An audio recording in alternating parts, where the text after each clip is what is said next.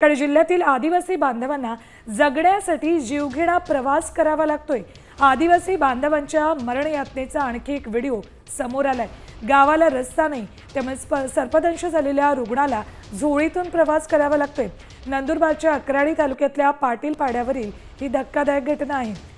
मोजरा नदीला पूल नाहीये आणि रस्ताही नाहीये, त्यामुळे कमरे इतक्या पाण्यातून वाट काढावी लागली।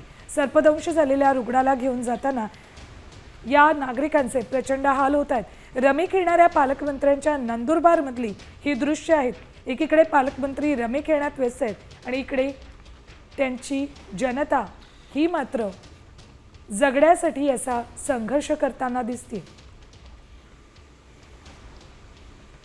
माणिकराव कोकाटे यांचा हा जिल्हा, नंदुरबार जिल्ह्याचे ते पालकमंत्री आहेत आणि जिल्ह्यामध्ये काय सुविधा नाहीयेत किंवा काय मूलभूत सुविधा आपण जनतेला देणं आवश्यक आहे याकडे लक्ष देण्यापेक्षा ते रमी खेळणं जास्त पसंत करतात आणि म्हणूनच त्यांनी त्यांच्या रमी खेळण्याचं एक प्रकारे आपण जाहिरात स्किप करत होतो असं सांगून सारवासारव केली।